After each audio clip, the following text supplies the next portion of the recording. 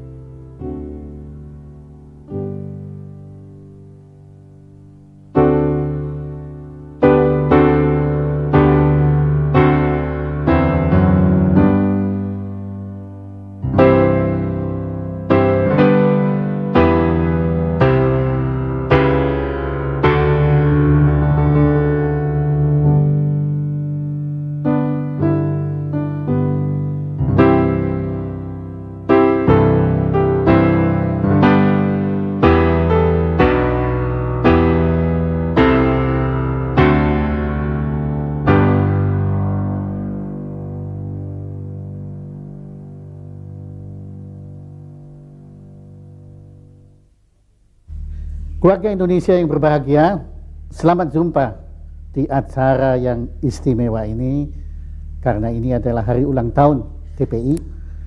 Dalam suasana yang istimewa, karena ruangan ini tidak kurang adalah salah satu ruangan di Istana Merdeka, kebanggaan kita bersama, dengan bintang tamu yang istimewa pula, yaitu insan nomor wahid di bumi Nusantara ini, yaitu tidak kurang adalah Gus Dur.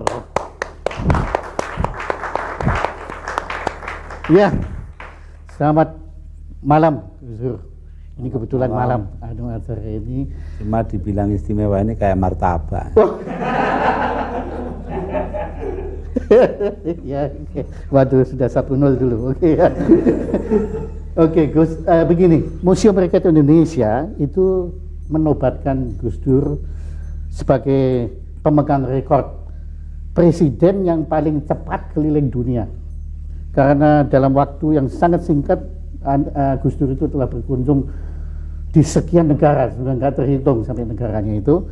Dan yang menarik adalah semua pengiring Gus Dur waktu keliling dunia itu mengaku capek semua, karena bayangkan pagi hari ada seminar di Singapura, kemudian ketemu dengan Goh Chok Tong, malam harinya makan malam dengan Mahathir Mohamad di Kuala Lumpur, besok paginya sudah di Thailand kunjungan negara, dan besok paginya sudah di negara lain. Jadi semua ngaku capek. Nah Gus Dur sendiri apa nggak capek itu Gus? Enggak, potongannya pengembara. Jadi ada apa bilang itu presiden keempat itu bukan yang paling gila, tapi yang bikin orang lain gila. Iya, orang lain jadi gila semua. Tapi biasanya kalau orang normal itu ya, maaf ini bukannya saya bilang Gus Dur abnormal, tapi biasanya orang normal. Oh, enggak apa-apa, nggak ada jamunya. Ya, biasanya kalau orang normal itu kan ada jet lag, terus ngantuk, itu ini Gus Dur apa enggak ada itu Gus Dur? Ya saya ini tidur itu ngaso. Jadi karena itu kalau sudah bisa tidur ya sudah. Yang problem kalau nggak bisa tidur itu, tapi jarang sekali. Tapi selalu bisa tidur ya? Bisa. Iya. Apalagi Gus sama tidur atau nggak tidur nggak terlalu kelihatan ya bedanya ya. Ya, nggak lihat. Nggak lihat. Tidur nggak tidur tetap nggak lihat. Nah, dan yang luar biasa sekali Gus waktu di Singapura itu kan Gus Dur menjadi superstar yang larisnya nggak kalah ketimbang Mick Jagger. Karena waktu Gus seminar orang sampai antri beli tiket seminar yang mahal sekali harga Singapura itu. Itu bagaimana kok bisa gitu Gus? Ya, saya bilang orang-orang itu ya dibilang pinter ya bodoh, dibilang bodoh ya pinter. Masa mau lihat saya saja beli tiket?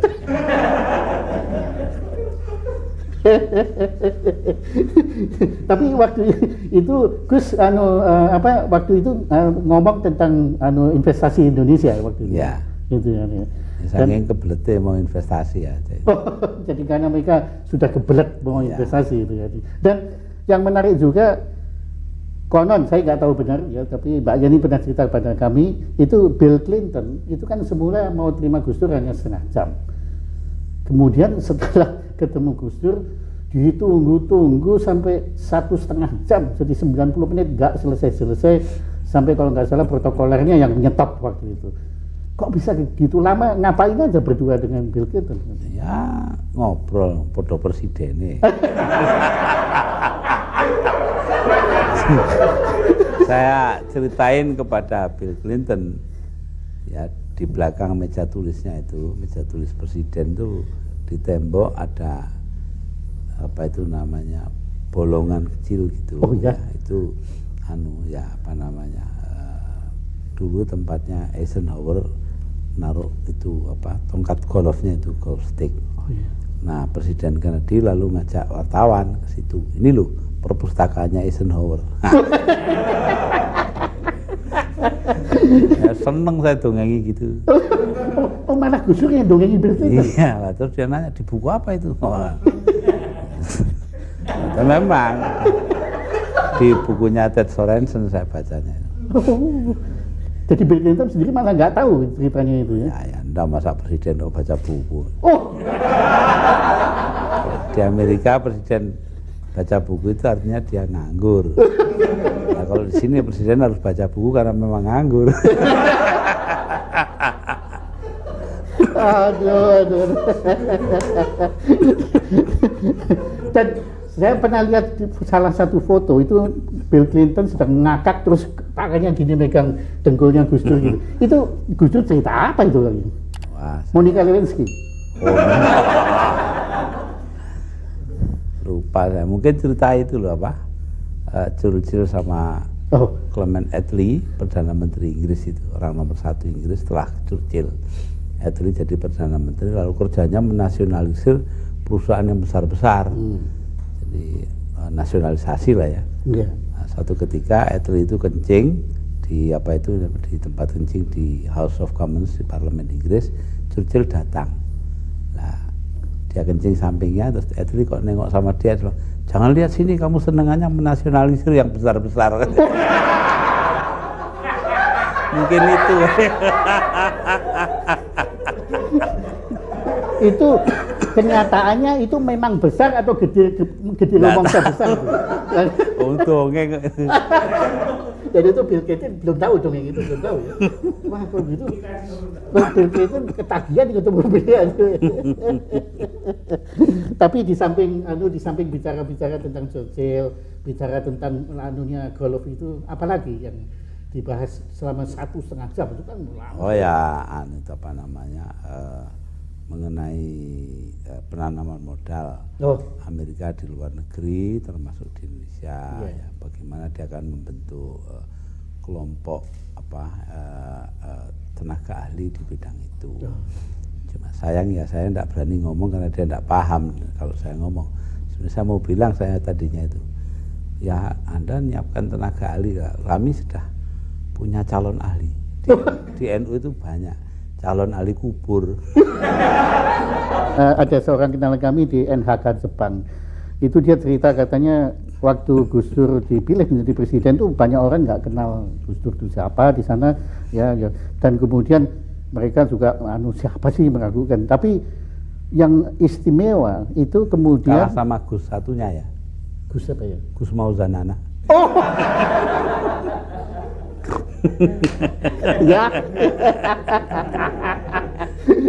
Terus iya. Ah, ya.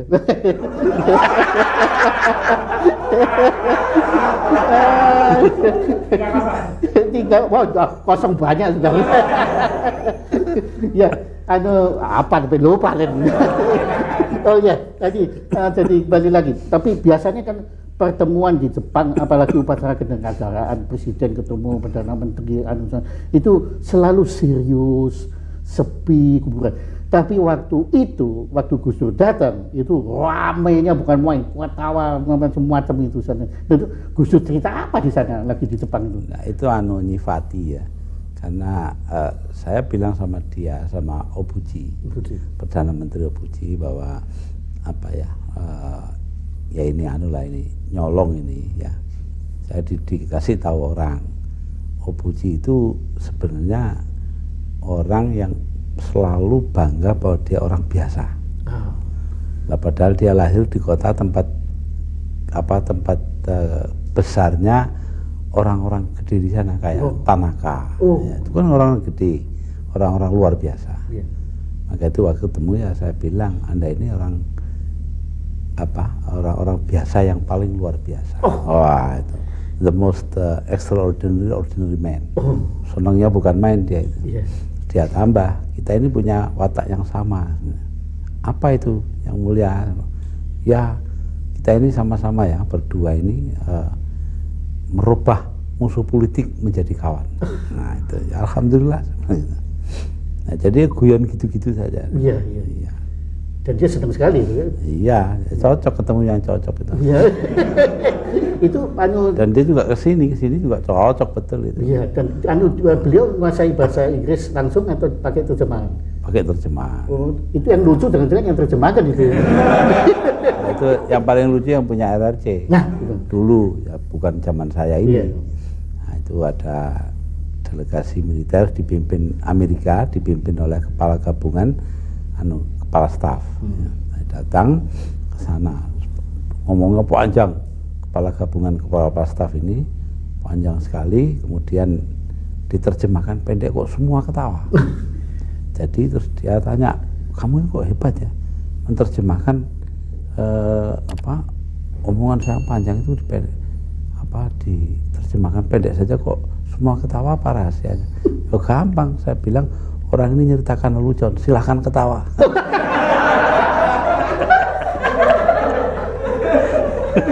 Ini mereka tertawa, saya nggak bilang lelucon tuh.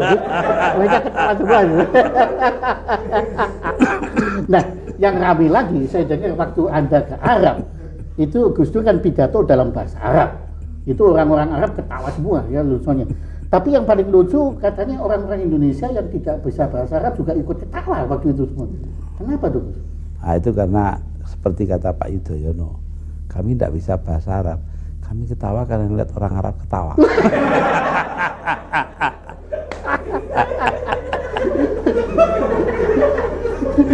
Jadi paling lucu kan Arab ketawa. Iya. Pasti semua negara di sekeliling kita sudah Gus Dur kunjungi. Kenapa justru Australia yang begitu dekat dengan kita, kok dianak-tirikan, kok nggak dikunjungi Gus Dur? Ya belum aja. Belum. Tapi bakal dikunjungi. Ya kalau pimpinan pemerintahnya bersikap rasional kepada kita gitu aja. Oh, jadi artinya sekarang nggak rasional? Ya terserah. Nah, yang jelas saya baca di koran dan juga dengar laporan bahwa dia, John Howard, Perdana Menteri, orang tersatu di sana, pidato di depan parlemen bahwa Indonesia menjadi tempat transitnya orang Timur Tengah yang menjadi imigran gelap ke Australia. Loh, mestinya ya begini, sebelum diomongin ke parlemen, omong dululah sama kita, kayak kita tidak punya duta besar saja. Yeah. Dan juga kayak dia nggak punya duta besar di sini. Yeah, betul. Kemudian baru-baru ini Menteri Luar Negeri Alwi Siap ngomong sama saya. Dia ditemui oleh Alexander Downer, Menteri Luar Negeri Australia di Macau. Ya, nah, di sana terus ngomong katanya Alwi Siap pada dia, Ya begini ya, kalau Anda betul-betul memperhatikan perasaannya orang Indonesia, ya berapa jauhnya sih Anda pergi dari Australia ke Indonesia kemudian pulang lagi? Kenapa kok sampai jadikan Indonesia ini sebagai tempat transit dari sini terus ke Singapura, kayak kita ini stasiun saja? Nah itu, oh ya nanti kita ke Jakarta pulang pergi. Ya sudah, ini apa? Ya karena kami mengira bahwa Indonesia itu langkah pertama lah dalam transit. Ya itu namanya Anda tidak ngerti perasaannya Indonesia. Nah, kalau ngerti kan tidak akan begitu. Iya. Jadi banyak misinformasi. Iya. Nah, menurut Gus Dur sekarang kalau Anda amati, apa di dunia saat ini, di planet bumi ini ada kepala negara yang lebih lucu ketimbang Gus Dur? Wah, tidak tahu saya. Belum tahu ya? Tidak tahu. Tapi kalau menurut Gus Dur dari kalau saya ini kesasar, mestinya jadi pelawak kok jadi presiden.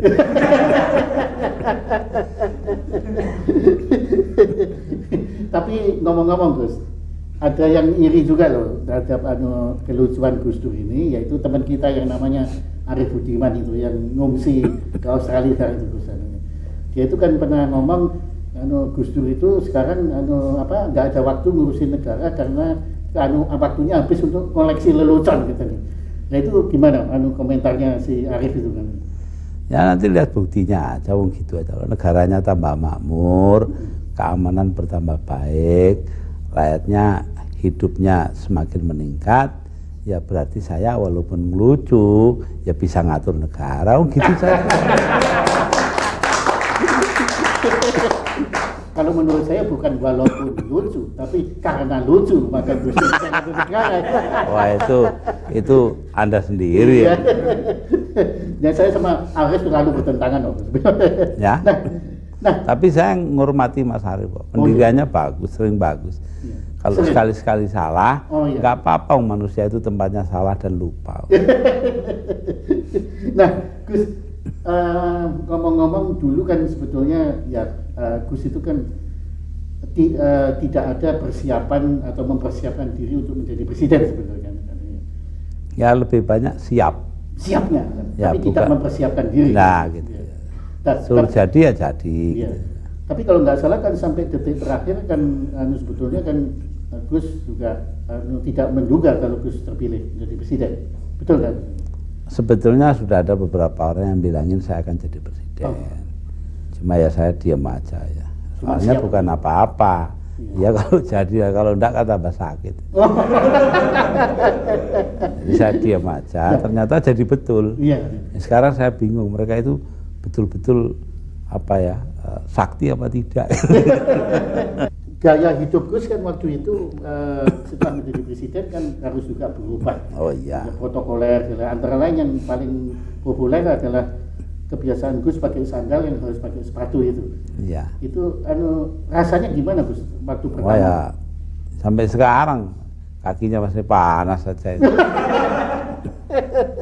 Dan saya senengannya baju pendek, saya harus baju panjang. Oh iya benar. Tapi ya sudahlah.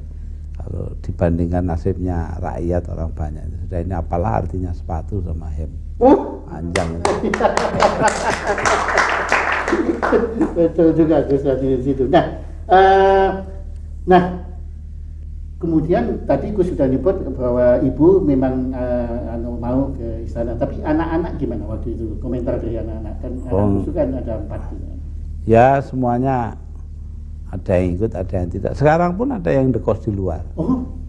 Dekat UI karena dia di UI pagi dan sore. Jadi ya nggak tahu pulang sini ya kapan ada kosong pulang.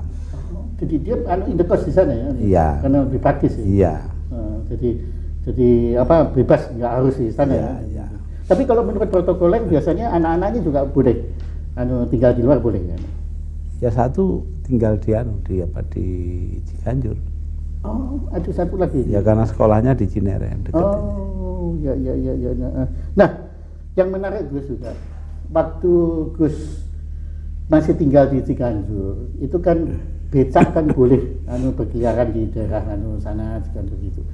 Nah, tapi yang menarik belakangan setelah Gus pindah ke istana, itu pemerintah daerah kok mengeluarkan peraturan becak nggak boleh lagi berkeliaran.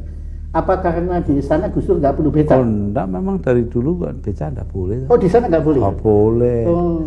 Di seluruh Jakarta enggak boleh, hanya di daerah perumahan, bukan jalan-jalan yang dilalui mobil.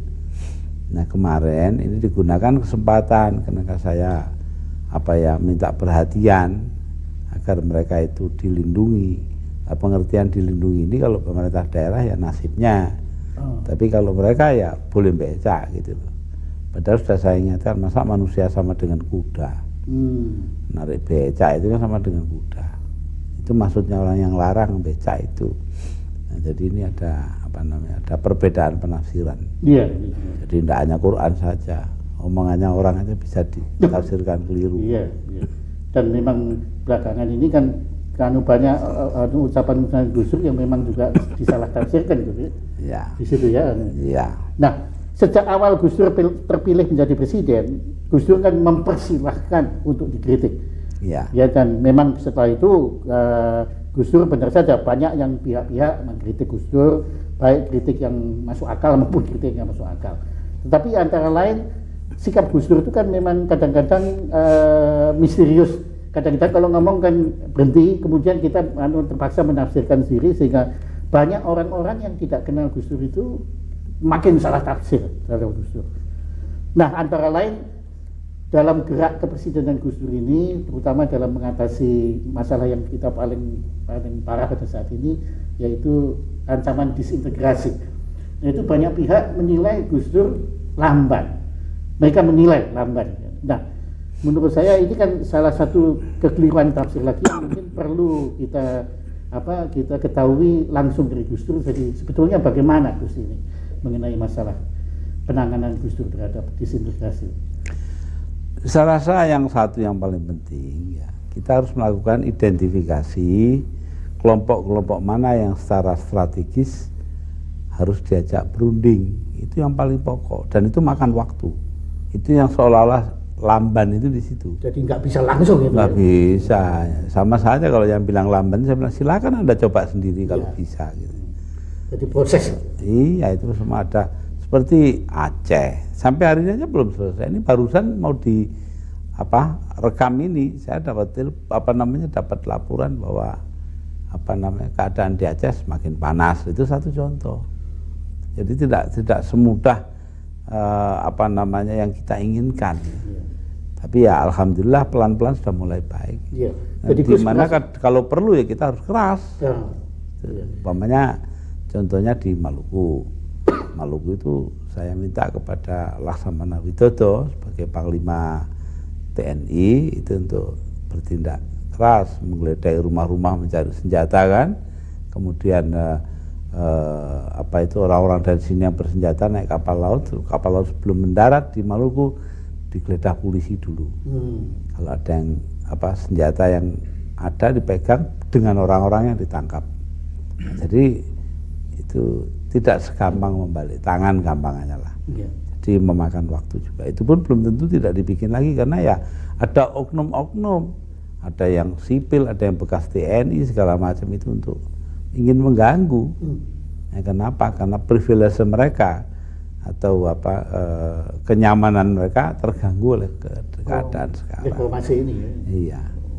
Jadi ini semacam upaya menstatus quo-kan posisi ini. Betul. Jadi seperti yang kemarin terjadi di Mataram itu sudah jelas semua. Ya. Jadi sebetulnya Gus Dur sudah tahu orang-orang itu. Sudah tahu semua. Nah, tapi kita tidak bisa berbuat karena nggak ada bukti. Gitu. Nah itu Gus yang perlu supaya secara hukum kita harus membuktikan. Nah, ini orang yang nggak ngerti kan itu lamban segala macam. Nah, cari buktinya itu yang sulit. Iya. Karena mereka dalam melakukan itu cukup terampil sehingga jebakan-jebakan perangkap hukum itu nggak bisa kena semua itu.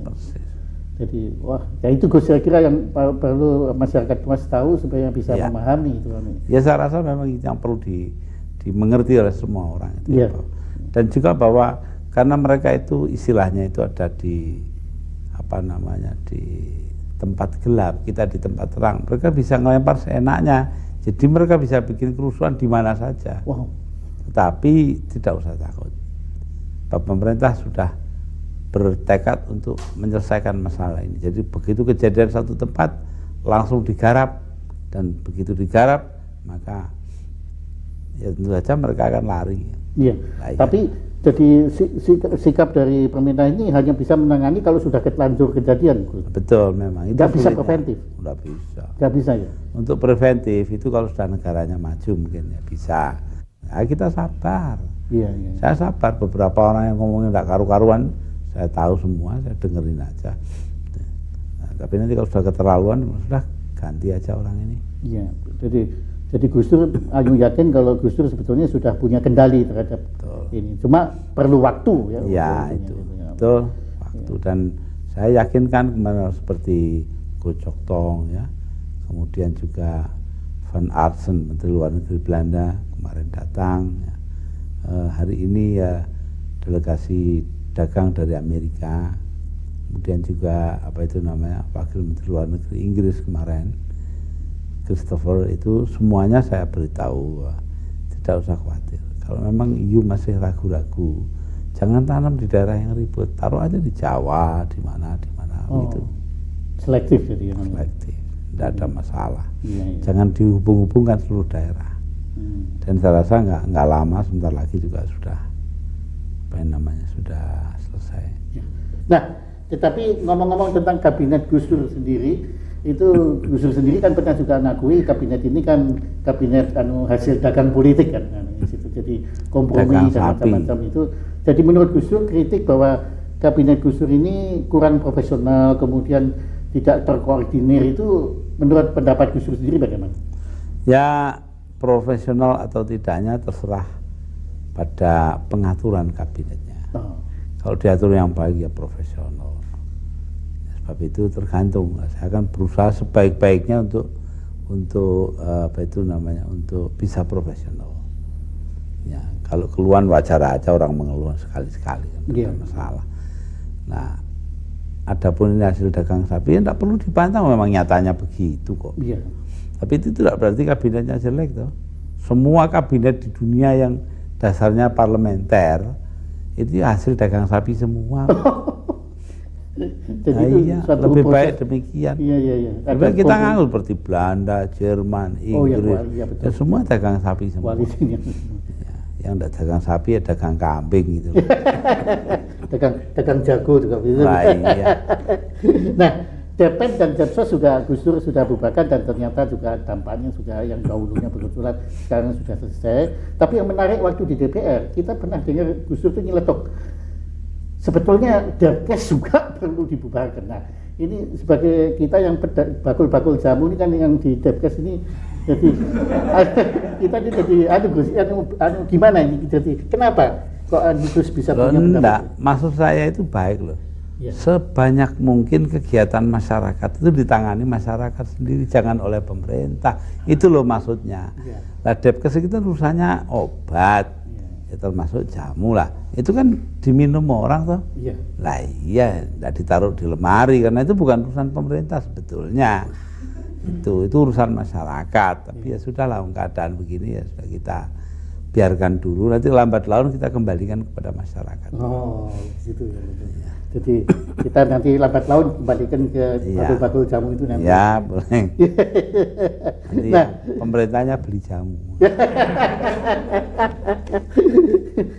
Nah, kami dengar penglihatan Gus Dur sudah mulai pulih kan? Ya, mudah-mudahan 3 bulan lagi sudah bagus. Jadi Gus kan bisa membedakan warna ya? Sudah mulai. Wah, bagus. Biru muda sudah kelihatan, kalau yang belum itu hijau dan merah. Iya. Tapi konon Gus, mungkin karena saya poros tengah itu Pak. Oh. Kalau hijau kan PKB, kalau merah kan PDI. Nah, saya poros tengah. Tapi Gus, konon Gus itu menjadi sakti karena Gus itu tidak melihat gitu loh. Jadi nanti dikhawatirkan kalau Gus lihat yang jelek-jelek malah nggak sakti lagi gitu, gimana? Lalu jadi presiden bukan soal sakti, soal dipilih. Nah, Gus, yang kami kagum ya, sebetulnya memori, daya ingat Gus Dur itu kan urusan negara ini kan luar biasa tuh Gus. di mana sebetulnya informasi yang paling penting adalah informasi tertulis. Padahal ya maaf Gus, pada saat ini kan belum bisa banyak membaca atau boleh dikatakan sama sekali tidak. Dan cara Gus Dur menyerap informasi tertulis itu bagaimana? Rajin tanya. Kalau bertanya tentu ada jawaban. Itu saja. Jadi banyak tanya. Iya, dan dibacakan koran tiap hari. Nah, tapi inget-ingetnya itu? Oh ya, enggak tahu itu. Apa Dulu sebelum kena stroke saya itu hafal 2000 nomor telepon. Sekarang ya mungkin tinggal 10. Oh, hafal? Iya. Jadi Gus punya photographic memory? Ya mudah-mudahan. Tapi betul ya Gus itu kalau Gus buku telepon segala itu bisa ingat ya? Ya 2000 nomor. 2000 nomor. Padahal handphone saya cuma 100 ya. Kalah sama Gus Dur. Kalau Gus Dur jadi handphone saya bagus. 10 handphone. Gus handphone. Nah kemudian kalau pidato-pidato kenegaraan itu Gus mempersiapkannya bagaimana? Ya begini ya, karena selama ini jadi bidang perhatian saya, jadi sebenarnya saya nggak pakai persiapan. Asal dikasih tahu pointersnya ini ya sudah, terus saya langsung pidato. Iya. Jadi kayak tadi itu ya, saya malah acaranya pun saya nggak tahu. Iya. Saya cuma dengar dia akan diminta mencanangkan hari bulan keselamatan dan kesehatan kerja ya. K3 yang saya bilang ini kok kayak nama jamu saja. Nah itu jamu kaki 3 itu. Kayak obat aja. Iya betul. Nah terus saya dengar itu, saya ya dengerin waktu menterinya laporan gitu kan. Ini tahu masalahnya di situ. Sudah langsung apa yang terpikir oleh saya, reaksi terhadap omongan itu saya keluarkan. Ya.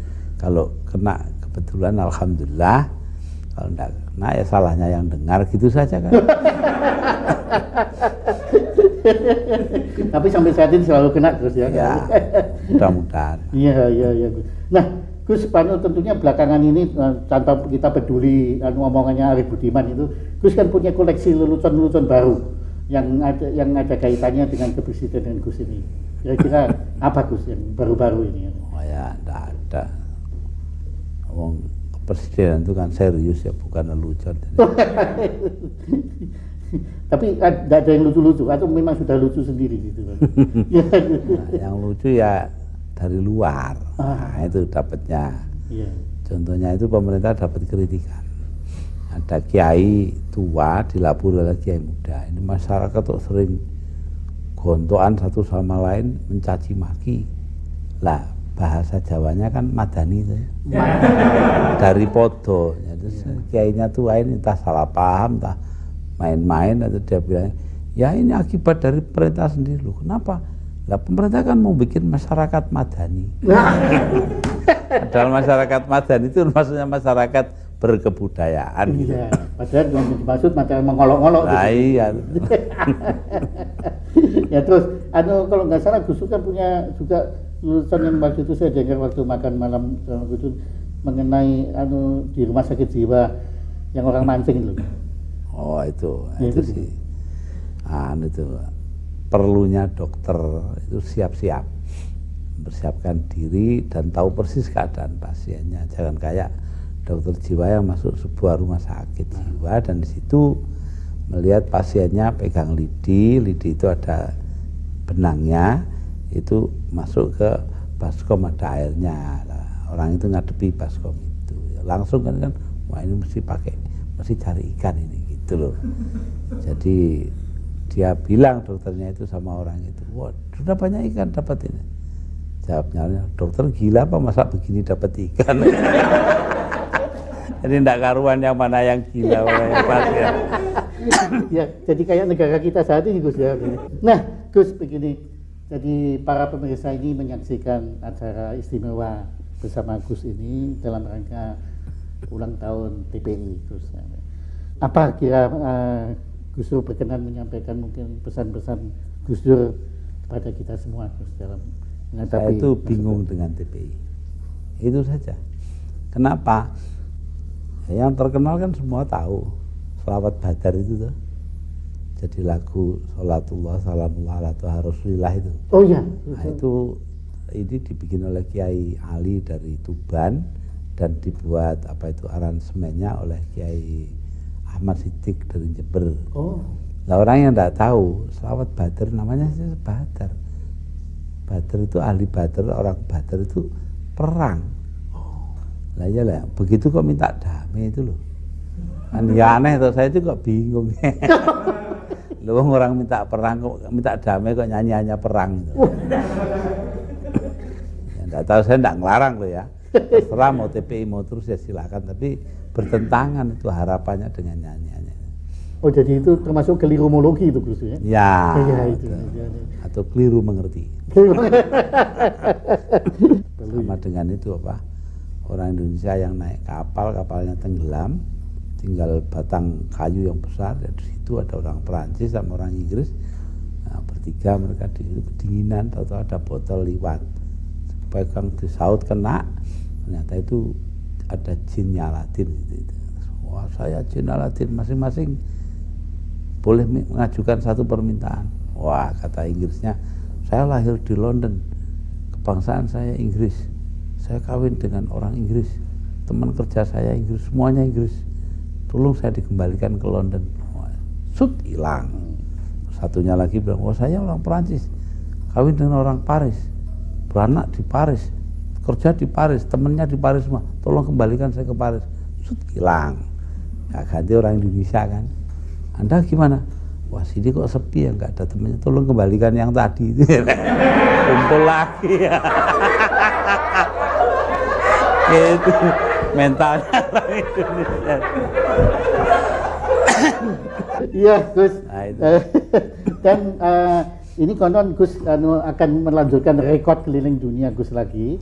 Ya. Dalam waktu dekat Gus akan ke Eropa Gus ya. Iya, ya. Nah ini banyak yang dengar Gus akan ke Davos. Ya di Swiss itu indah sekali memang. Kami pernah ke sana, daerahnya itu memang indah sekali gitu ya. Nah, dan apalagi di bulan sekarang ini kondisinya sangat menarik di sana. Nah, Gus, kenapa Davos? Di sana berkumpul para pengusaha dan pemimpin pemerintahan. Saya kebetulan disuruh bicara. Oh. Jadi karena itu saya akan dari seluruh dunia itu? Ya. Itu pertemuan ekonomi sedunia ya? Ya, pertemuan ekonomi yang terpenting di dunia. Jadi saya disuruh bicara ya mengenai mungkin hubungan Islam dengan dunia usaha. Wow. Nah, dari sana saya mau ke Prancis, Prancis, Inggris, Belanda, Jerman, Italia, termasuk bertemu dengan Sri Paus di Vatikan. Kemudian melihat teman saya, Presiden Havel dari apa itu namanya Cekoslovakia. Ya, kemudian saya pergi ke India. Itu sudah kenal sebelumnya ya dengan saya sudah pernah seminar di sana. Dia seorang penyair ya? Ya, penyair. Juga dramawan. Oh, dramawan. Ya, jadi kayak Arswendo. Ya, kayak Arswendo. Tapi nggak pernah dibui.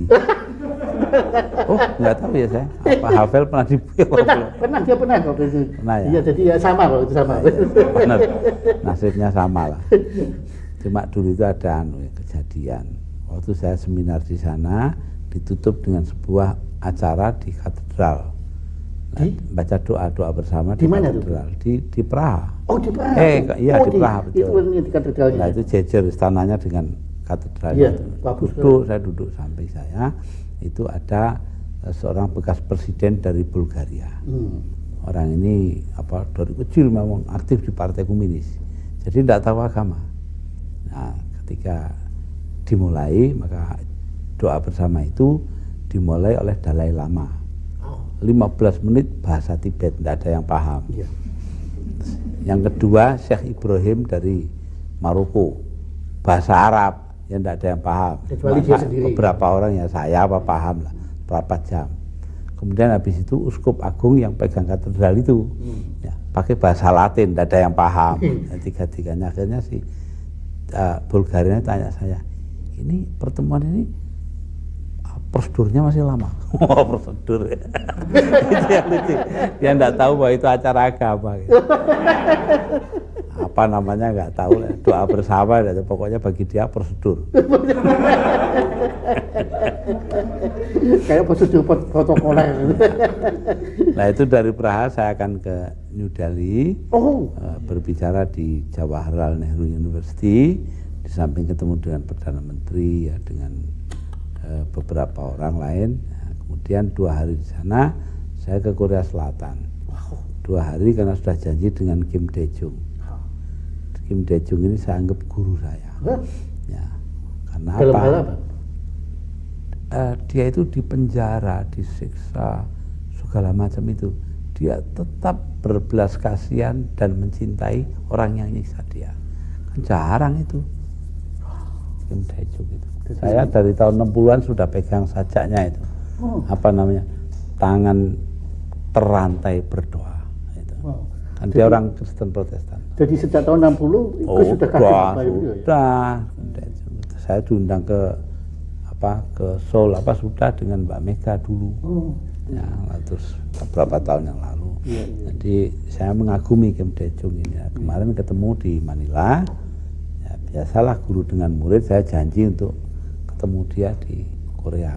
Di Korea 2 hari, lalu di Thailand 1 hari untuk KTT. KTT-nya PBB. Ada satu badan PBB minta saya membuka KTT itu. Terus pulang. Nah, ada sebagian juga yang mempermasalahkan Gus Dur ini banyak ke luar negeri.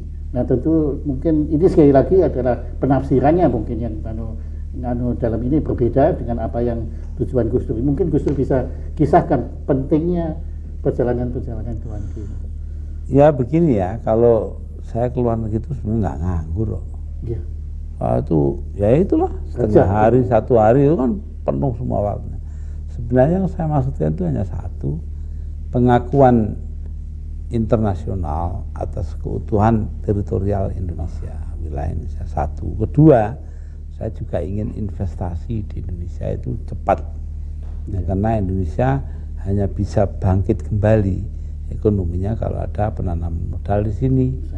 Jadi karena itu saya begini-begini ya untuk Indonesia juga. Nah, orang yang khawatir saya bisa mengerti. Ditinggal lama-lama kan khawatir toh. Nah, tapi ya jawaban saya satu saja. Untuk apa punya menteri di bidang ekonomi kalau tidak ditinggal-tinggal gitu.